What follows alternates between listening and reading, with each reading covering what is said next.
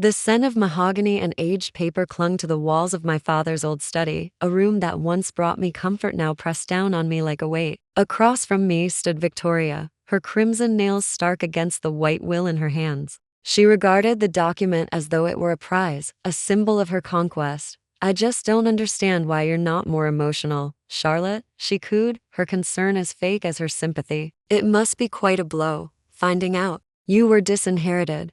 My name is Charlotte Reed, and that woman, my father's widow, had spent the last 5 years subtly and effectively driving a wedge between me and my dad. Now, just 2 weeks after his funeral, she stood in the heart of our home, revealing who she really was. It's fine, Victoria," I replied coolly, my voice controlled. "You can have it all." She paused, visibly thrown by my calmness. I could almost see the gears turning. She'd expected tears, shouting, maybe even desperation. What she got instead was calm indifference, and it irritated her more than anything else could have. "Well," she said, smoothing out the pages with great care, "I'm glad you're being rational. Your father made his decision. He knew who deserved to carry on his legacy." I thought back to that final night before Dad died, to what I found hidden behind the portrait of my mother. Victoria had no idea about that night, no clue that my father had summoned me in urgency, his voice raspy and weak. "Come quickly, Charlie," he'd whispered over the phone, using my childhood nickname. "There's something you need to know."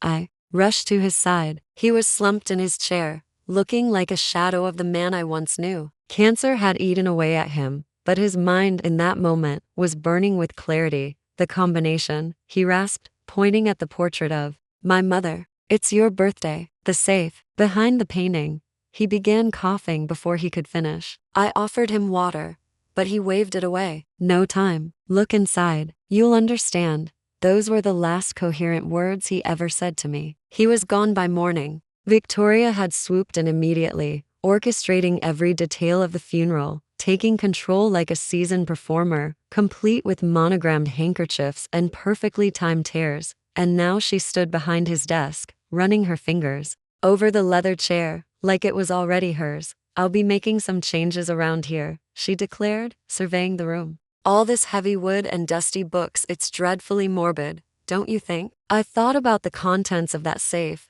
now spread across my dining room table. "It's your house," I said quietly. "Do what you like." She eased herself into Dad's chair, her posture regal. Triumph shimmered in her eyes. "You know, Charlotte, I never quite understood why your father kept that old portrait of your mother here. It's a bit macabre, don't you think?" I remained expressionless, though my jaw clenched. That portrait had been a constant through my childhood. Dad had it commissioned just before she fell ill. It captured her warmth, her grace. She died when I was 8. For 15 years it was just Dad and me until Victoria arrived. When I was fresh out of college, I was thinking of donating it, she added, watching me closely. "Wouldn't it be so generous of me? Letting it go to someone in need. A clean slate for the house. It's not yours to donate," I said, tone still even. "It belongs to my mother's side of the family. It goes to me."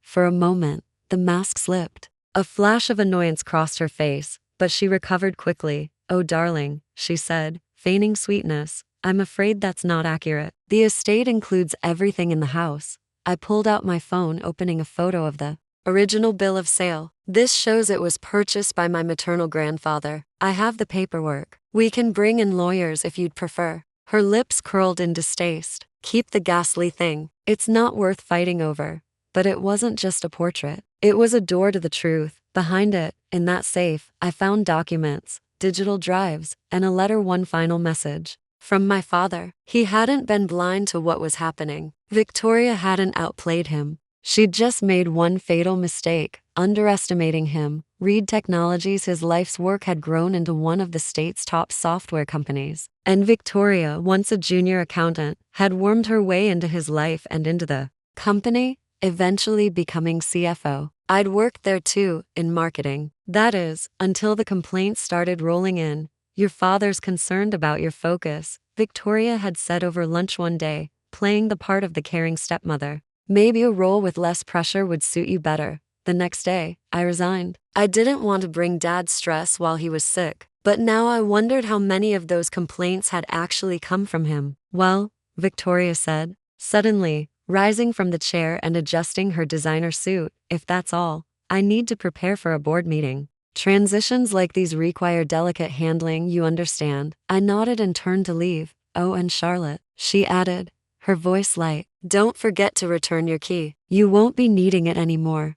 I placed the key on the side table silently and walked away. Out in my car, I allowed myself the smallest smile. Victoria thought she'd won, but she had no idea the real game had just begun. Back in my apartment, the dining table was covered with files, USB drives, and a handwritten letter in shaky script. My father's final message to me. I'd spent the night after the funeral combing through every detail he'd left behind. Each piece of evidence painted a damning picture of what Victoria had been up to and just how much she had taken. Picking up my phone, I dialed the number etched into one of the memos. It rang twice before a crisp voice answered. Agent Morrison speaking. This is Charlotte Reed, I said, my voice steady. I have something you'll want to see. The federal building rose like a steel fortress against the city skyline. Inside, I was met by Agent Sarah Morrison, her handshake firm and her eyes sharp. Thank you for coming, Miss Reed, she said as we passed through security. We've had our eyes on Reed Technologies for months, but we lacked enough evidence to act. Upstairs, in a conference room layered in neutral tones and quiet tension, I laid out the contents of the safe. Financial records showing embezzlement, emails tying Victoria to offshore accounts, systematic laundering, bribes, falsified reports. It was all there. Your father was aware of this? Agent Morrison asked, scanning a particularly incriminating document. I nodded and handed her the letter. He discovered it about 6 months ago. The cancer had already progressed. He started collecting proof but didn't have the strength to act. That's why he called me that night. Once we initiate an investigation, she warned, there's no undoing it. Are you ready for that? I thought of Victoria, so smug and composed, sitting in Dad's chair like she owned the world. I thought of how she'd gaslit him, manipulated his trust, and robbed him of peace in his final days. Yes, I said firmly. She thinks she's won. I want her to feel exactly what that victory cost. Agent Morrison gathered the documents. We'll need a few days to verify everything and prepare the warrants. In the meantime, don't confront her. Don't tip her off. But it was already too late for subtlety. That evening, my phone buzzed with alerts. Victoria had updated her social media photos of her behind Dad's desk, captioned with corporate buzzwords about vision and legacy. Edward would be so proud, she wrote. The gall of it made my stomach churn. Proud? My father had died trying to undo the damage she caused. And now she was parading around in his name, using his company as her stage. The following days blurred into a rotation of legal briefings, meetings with forensic accountants, and deep dives into Victoria's financial web. Her fraud was vast, intricately designed, and alarmingly efficient. She's clever, one of the analysts remarked. If your father hadn't caught her, this could have gone unnoticed for years. As I watched them piece the puzzle together, I couldn't help but reflect on the years I'd spent doubting myself. Every time I'd second-guessed my instincts. Every lie she'd fed to drive a wedge between Dad and me. The slow erosion of trust. She's done this before, Agent Morrison murmured, her tone turning grim. Different names, different cities, similar patterns. That was one of the most chilling discoveries from the safe. Victoria wasn't just a manipulator. She was a serial predator, refining her methods with each victim. This wasn't her first fraud, but it would be her last. She's never faced someone like your father, Morrison added. Or someone like you. Someone who'd let her believe she'd won, just long enough to take it all back. 1 week later, I was parked across the street from Reed Technologies, watching as Victoria's black Mercedes pulled into the executive lot. Her outfit was sharp, her posture poised. She had no idea the empire she'd stolen was about to crumble. My phone lit up. A text from Agent Morrison. Teams in position. Stay back until we signal. I'd begged to be there for her arrest, but the FBI wanted control. Still, I couldn't stop myself from watching. I owed it to my father. Everything appeared normal. Staff filed in with coffees and briefcases, smiling and unaware. Then, shortly after 10, the rhythm shifted. Unmarked vehicles pulled up. Agents in suits fanned out across entrances. At 10:47 am, my phone buzzed again. Go. I flashed my old company ID at the front desk. Tom, the security guard who'd known me since childhood, gave a subtle nod. They'd prepped senior staff earlier that morning, Riding the elevator to the executive floor felt like scaling a mountain. When the doors opened, I heard raised voices. This is outrageous. Do you have any idea who I am? Victoria's voice rang out from the boardroom. I walked in just in time to see the chaos unfold. Agents collected files, boxed up hard drives, and cataloged every computer. Victoria stood in the middle of it all, her composure shattered, red-faced and seething. She looked at me like a wolf sensing the hunter. You, she spat. What did you do? I stepped forward slowly. I followed Dad's final instructions. He wanted the truth exposed. All of it. Truth? She sneered, her voice teetering on the edge of hysteria. He was confused, delusional from the cancer meds. Agent Morrison stepped in, holding up a folder. We have all the documentation offshore. Accounts, falsified records, your aliases. Jennifer Hayes in Seattle, Maria Porter in Chicago. Would you like us to continue? For the first time, real fear surfaced in Victoria's eyes. She turned to me, whispering, "He called you that night. He gave you the combination?" "Yes," I replied. "Everything was in that safe, including proof that you manipulated his medication, kept him just lucid enough to sign what you needed." Agent Morrison moved in. "Victoria Reed, you're under arrest for fraud, money laundering, and conspiracy. You have the right to remain silent." As they cuffed her, she turned one last time, venom lacing her voice. "He never loved you, not like he loved me. I gave him what he truly wanted."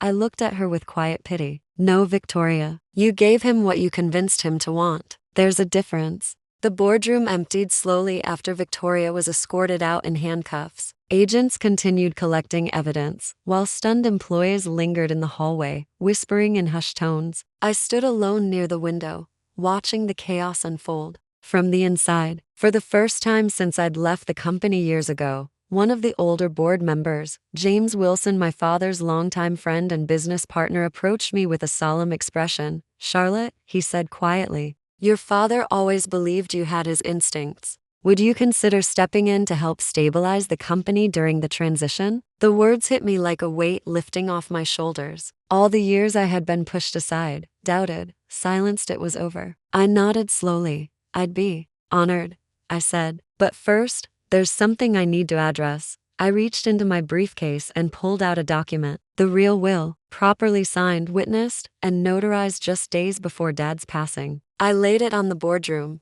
table. "This," I said clearly, "is my father's true last testament." Gasps rippled around the room as I unfolded the paper and passed it around. Unlike the forged version Victoria had flaunted, this will was thoughtful and precise. The company's shares were to be split between me and a trust fund for long-standing employees. The house would be sold, the proceeds donated to cancer research. And at the bottom, in his familiar handwriting, was a final message. "To my daughter Charlotte, I'm sorry I didn't see Victoria's manipulation sooner. You were right about her. I was too proud to admit it. Everything I've gathered is in your hands now. Make it right." Tears pricked the corners of my eyes, but I didn't let them fall. I felt strong, clear, resolved. The following weeks were a whirlwind. Legal battles erupted as Victoria's assets were frozen. The media descended, like vultures, digging into her background and exposing a long history of fraud. She had reinvented herself across multiple states, charming her way into powerful lives, stealing from them, and disappearing. But my father had been her final mark. And this time, she didn't get away. Inside Reed Technologies, the culture began to shift. Employees who had remained silent finally spoke out, sharing how Victoria had bullied them, cut benefits, buried ethical concerns. Others came forward with stories about how my father had helped them when they needed it most. A loan here, a second chance there, quiet support with no strings attached. Those stories sustained me. One morning, as I was reviewing restructuring proposals, Agent Morrison arrived at my office holding a thick folder. "Final report," she said, placing it gently on the desk. "Victoria took a plea deal, 20 years, full restitution, and she's cooperating in identifying other victims from her past cons." I ran my fingers over the folder's edge. "Thank you for everything."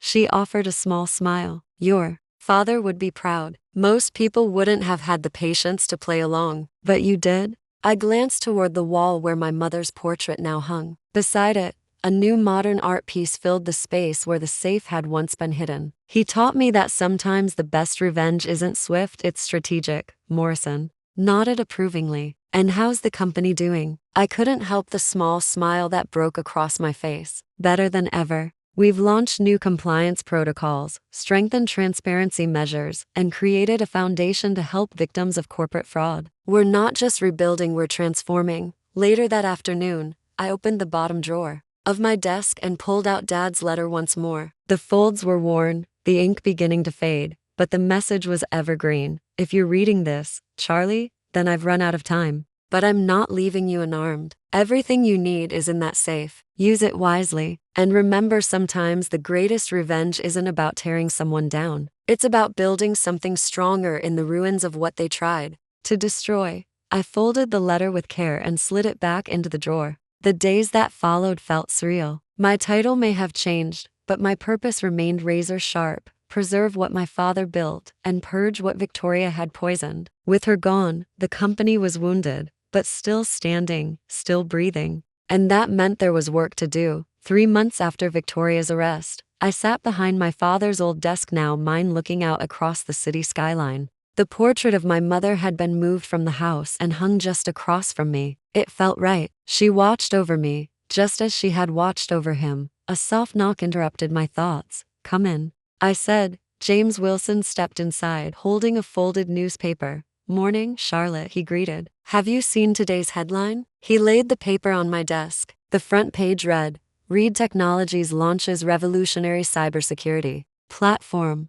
My heart swelled. That platform had been my father's final project, one Victoria had dismissed as irrelevant and costly. But he had known better. He'd foreseen a growing need for robust corporate protection. And now, his vision was leading the industry. He was right, I said softly. "Right until the end." James nodded, placing a warm hand on my shoulder. He knew exactly who to trust with his legacy. Walking through the halls of the company, I saw the difference. Staff stopped to smile or nod. People were speaking up again, collaborating, offering ideas freely. The shadow Victoria had cast over the building was finally lifting. Some had left in the wake of the scandal, but most had stayed loyal, not to the company's name, but to the spirit of leadership my father had embodied. Quiet strength, accountability, compassion. Every week, I hosted open floor sessions, inviting anyone, from junior engineers to reception staff, to bring concerns or suggestions. Transparency wasn't just a policy, it was personal. The trust fund my father had outlined in his real will was now active. Employees who'd dedicated over a decade to Reed Technologies received shares, bonuses, and access to educational grants for their children. We sold the house. It was difficult to say goodbye, but the proceeds funded cancer research initiatives across the state, just as Dad had intended. On the company's anniversary, we held a commemorative event. I gave a short speech, not about revenge, but about resilience, about legacy. My father didn't just build a business, I said. He built a culture of innovation, integrity, and people-first leadership. That's the legacy we honor today. A standing ovation followed, but it wasn't for me, it was for him. For a man who had seen past lies, who had fought until the very end to protect what mattered. After the event, I returned to my office, heart full and exhausted. Agent Morrison had sent word that Victoria's sentence had begun: 20 years in federal prison, with full restitution. She had also agreed to testify in cases tied to her past aliases. Justice, it seemed, had finally caught up. But as I sat alone, I knew the greatest justice wasn't in the sentence. It was in the future. We were creating one that could never be stolen. It was just after sunrise when I stepped into the office, the building still quiet, bathed in golden morning light. My footsteps echoed across the marble floor as I made my way to the executive suite, my suite now, the new nameplate on the door. Reed, Charlotte Reed, Chief Executive Officer. Below it, engraved in bronze, were the words my father had always lived by: integrity is the best inheritance. Every time I passed it, I felt him close. Inside, I paused in front of the wall that once hid the safe. In its place now hung a contemporary art piece one Dad had admired but never purchased. I'd acquired it after his death, not for its value, but for the symmetry it represented. A new face on an old wall, a fresh future born from buried truth. I opened the bottom drawer of my desk and unfolded the letter again. Its creases were deeper, the paper thinner at the folds, but I'd memorized every word. My dearest Charlie, if you're reading this, I've already gone. But I haven't left you defenseless. Everything you need is in the safe. Use it wisely. Remember, revenge doesn't have to be loud. Sometimes the quiet rebuilding of what they tried to destroy is the greatest justice of all. I folded it back and tucked it into its envelope. That letter had been my anchor through the storm. News of Reed Technologies' comeback spread beyond the tech industry. Media outlets featured the company as a case study in ethical rebirth. Universities invited me to speak. Investor confidence surged. But more than that, the staff, many of whom had stayed through the darkness, were thriving. Victoria, meanwhile, faded from headlines as quickly as she had once dominated them. Her name now synonymous with betrayal and white-collar deception. She had taken a plea deal, exchanged her designer suits for a prison jumpsuit, and offered up other victims in exchange for leniency. But her downfall wasn't the final chapter. My father's legacy was, on what would have been his 73rd birthday, we launched the Edward Reed Foundation, dedicated to supporting ethical leadership and financial justice. Victims of fraud would have resources, guidance, and hope, something my father would have fiercely championed. As I stood before the crowd at the foundation's launch, I saw familiar faces: James Wilson, Agent Morrison, former colleagues, childhood friends, even some of the employees Victoria had nearly driven out. They were all here. My father taught me that building something meaningful takes patience, I said to the crowd. He spent his last days ensuring the truth would survive him. And today, we carry that truth forward, not with vengeance, but with vision. The applause was warm, genuine. That night, alone in my office, I lit a small candle beside Mom's portrait. Her soft eyes seemed to smile, proud. I leaned back in the chair that once belonged to my father and looked out over the city. In a federal prison, somewhere, Victoria might still be clinging to her delusions. But here, where it truly mattered, the company my father loved and the values he instilled were stronger than ever, not because she failed, but because we chose to rebuild.